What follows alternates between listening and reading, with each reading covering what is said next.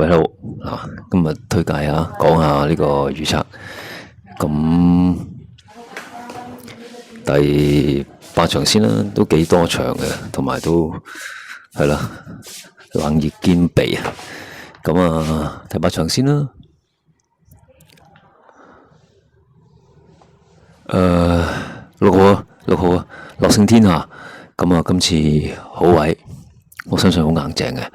咁2號時時歡欣上一場都勁啦，係啦，亦都有得爭噶啦，應該。咁補出嚟嘅9號威利金箭暗牌嚟噶，1400、1200水準都高，有得追咧，咁就有得諗噶啦。咁另外10號咧，黃家駒啊，佢輕磅嗰場好勁嘅，咁上一場可能重磅啦，兼顧佢啦。咁基本就係呢4隻嘅，我覺得。咁邊線嗰啲係5號啦，標誌極光啦。OK， 咁睇下第6場啦。我中意非凡時刻啊，12號，因為上一場真係好蝕嘅，同埋佢已經係跑翻1400幾場咧，落翻嚟1200咧，而家先4歲，可能進步。咁另外6號烈焰光芒賺啦。10號暴風一族上場都勁嘅，佢跑得好勁嘅都。咁另外啫，2號宜昌光輝似乎已經翻嚟嘅，差唔多個實力係啦。咁上場就近啦，形勢唔係咁好都近嘅。2秒87追得唔錯嘅，係咯，所以佢本身勁嘢嚟噶嘛。2檔跟到好位咧，有得諗。呢場應該唔多快馬嘅，係咯，不過4班啦，始終係啦。可能啲馬會突然進步都唔出奇，但係我覺得都可以買嘅。12咁16同埋2啊。OK， 呢2場就比較算小馬噶啦。咁其他第1場呢，可以買下8號嘅，上一場亦幾勁嘅，日出東方。咁拖2、3、4都係冷門嚟嘅，7呢啲就 OK 啦，就唔可以講有信心。第2場太多馬啦，全神貫注勁嘅一檔太多腳。第3場如果搏冷一定搏1號暴風之子。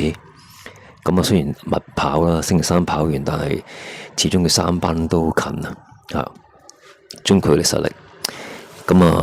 但係都係要搏啦，唔可以講話勁有信心啦，因為好多側身馬。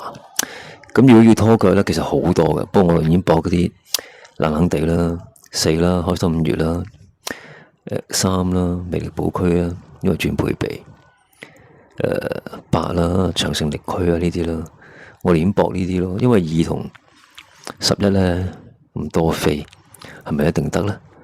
係咯。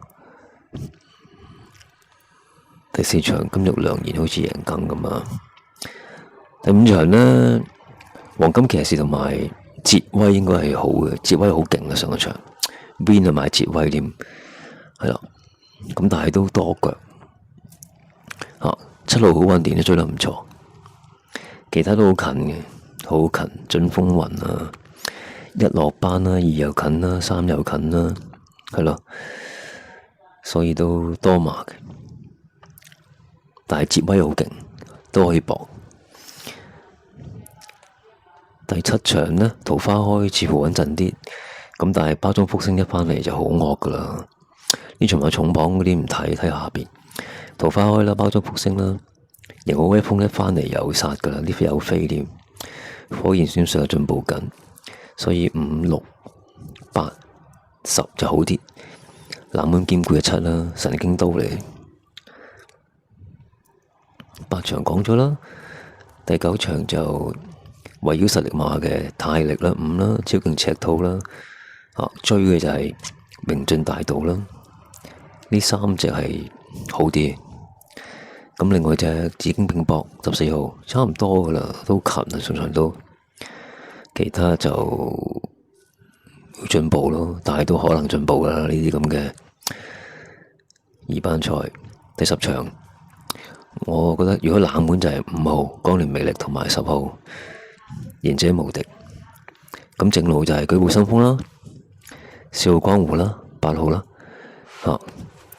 如果 T 嗰啲，我諗要諗埋好有心得。其實佢12好嘅，但係呢兩場係差咗有檔位，但係4檔又唔差喎。係咯，係呢5隻加埋信心星啦，勉勉強強係咯。係咯 ，QT 4連環咁諗下咯。係啦，冷門嘅光年魅力同埋賢者無敵，賢者無敵係咯。正路就1號嘅會生風同埋笑傲江湖，尾場唔買。咁講多次啊，第9場咧，實力馬圍繞嘅5、6、7、14高啲8都有得爭下啦，4都有得爭下咁啦。共享富裕嘅重磅 ，OK。